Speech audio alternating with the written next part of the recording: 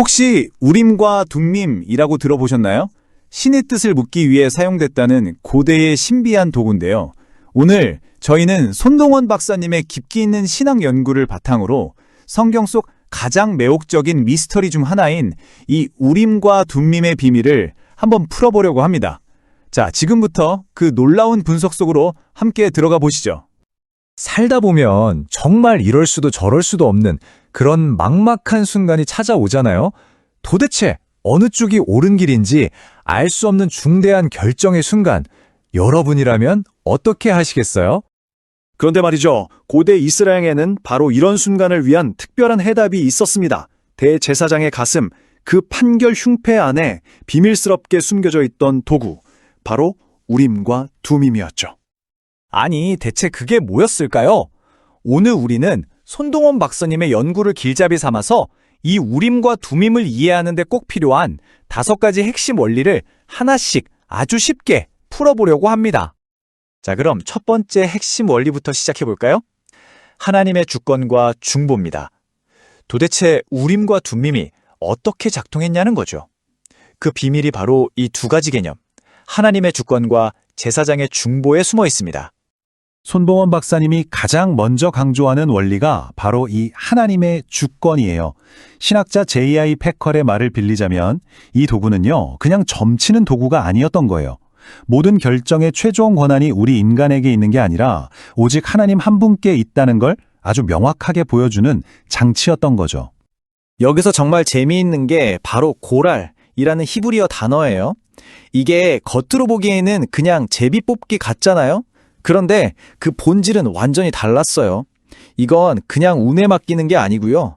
이미 정해진 하나님의 뜻, 그분의 몫을 확인하는 행위였던 거죠. 잠언 16장 33절 말씀이 딱 그거예요. 제비는 사람이 뽑지만 모든 일을 결정하는 건 여호와시다. 자, 하나님의 주권이 첫 번째 기둥이었다면 2번째 기둥도 있어야겠죠? 그게 바로 중보입니다. 구약학자 월터 카이저 주니어의 설명처럼 제사장은 그냥 제사만 지내는 사람이 아니라 하나님의 뜻을 백성에게 전달하는, 말하자면 거룩한 통로, 채널이었던 거죠. 이게 어디에 있었는지만 봐도 그 의미가 확 와닿아요. 우림과 둠밈은 호셴, 바로 흉패 안에 있었거든요. 근데 이 흉패에는 이스라엘 12지파를 상징하는 보석 12개가 박혀 있었단 말이죠. 이게 뭘 의미할까요? 그렇죠. 하나님의 응답은 온 백성을 그야말로 가슴에 품은 단 한 사람, 바로 그 중보자를 통해서만 전달된다는 아주 강력한 상징이었던 겁니다. 그런데 말이죠. 이렇게 중요하고 강력했던 도구가 영원하지 않았습니다. 어느 순간 역사 속으로 사라져버렸어요. 아니, 왜 그랬을까요? 자, 이제부터 우림과 둠밈이 단순한 그림자에서 실체로 나아가는 그 놀라운 과정을 한번 따라가 보겠습니다. 역사를 쭉 따라가 보면 흐름이 보여요. 모세 시대에 처음 딱 만들어져서 다윗 시대에는 정말 활발하게 국가적인 일에 사용됐죠. 그런데 바벨론 포로기를 거치고 나서 에스라 시대쯤 되면 기록에서 사라져요. 더 이상 보이지 않는 거죠. 그리고 마침내 그 기능은 완전히 새로운 무언가에 의해 말 그대로 성취됩니다. 바로 이 사라짐의 의미가 손동원 박사님이 제시하는 3번째 원리입니다. 박사님은 이게 그냥 잃어버린 게 아니라고 봐요.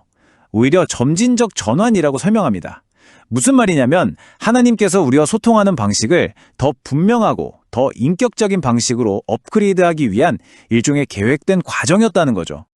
4번째 원리는 그 이름 자체에 담긴 상징성이에요. 이게 정말 멋진데요. 우림은 히브리어로 빛들이라는 뜻이에요. 어둠을 밝히는 하나님의 지혜를 상징하죠. 그리고 둠밈은 완전함들, 즉 그분의 결정은 한치의 오차도 없는 완벽한 진리라는 걸 선포하는 이름입니다. 빛과 완전함, 정말 대단하죠? 자, 그럼 이 모든 이야기, 이 모든 상징들, 과연 어디를 향하고 있었던 걸까요? 이제 손동원 박사님 연구의 하이라이트라고 할 수 있는 부분입니다. 이 고대의 신탁이 어떻게 그리스도 안에서 완성되는지 그 클라이맥스를 함께 보시죠. 이게 바로 5번째 원리, 성취입니다. 종교개혁가 존 칼빈도 정확히 짚었죠. 우림과 둠밈은 앞으로 올 것의 그림자였고 그 실체는 바로 그리스도였다는 겁니다. 바로 이겁니다. 예수님께서 요한복음에서 나는 세상의 빛이다 라고 말씀하셨을 때 이게 그냥 좋은 비유가 아니었던 거예요. 그분은 저 돌멩이들이 희미하게나마 상징했던 바로 그 빛, 즉 우림의 실체이고 흠 하나 없는 진리인 완전함, 즉 두밈의 실체가 바로 나 자신이라고 선언하신 겁니다. 헬라어 단어 중에 플레로우라는 게 있는데 이 개념을 정말 잘 설명해줘요. 이 단어는 없애버리다가 아니라 가득 채워서 완성하다는 뜻이거든요. 그러니까 구약의 방식이 폐기된 게 아니라 그리스도라는 인격 안에서 가장 완벽한 형태로 그야말로 꽉 채워져서 성취되었다는 의미죠. 자, 그럼 이제 이 먼 옛날 이야기가 21세기를 살아가는 우리에게는 도대체 어떤 의미가 있을까요? 이 신학적인 역사를 통해서 우리가 얻을 수 있는 실질적인 교훈은 무엇인지 한번 짚어보겠습니다. 이렇게 표로 정리하니까 변화가 한눈에 보이죠? 예전에는 우림과 두밈이라는 물리적인 도구가 있었고 그 계시는 좀 부분적이었죠. 그리고 반드시 제사장을 거쳐야만 했어요. 그런데 지금 우리는 어떻죠? 성경과 성령이라는 영적인 실제를 통해 영구적이고 완전한 인도를 받아요. 그리고 무엇보다 그리스도를 통해 하나님께 직접 다이렉트로 나아갈 수 있게 된 겁니다. 정말 엄청난 변화죠? 그렇다면 이 모든 연구가 오늘 우리에게 주는 교훈 딱 3가지로 정리해 볼 수 있습니다. 손동원 박사님이 제시하는 실천 원칙인데요. 첫째, 하나님의 뜻을 알기 위해 최종 권위인 성경을 신뢰하는 계시의 원칙.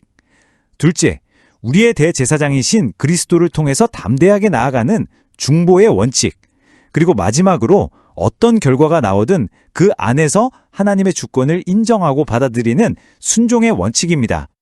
손동원 박사님이 인용한 요한계시록의 이 구절이 빛이라는 주제를 정말 아름답게 마무리해 주는 것 같아요.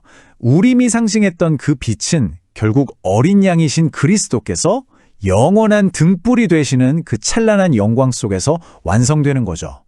이 모든 이야기는 결국 우리 각자에게 이 하나의 질문을 남깁니다.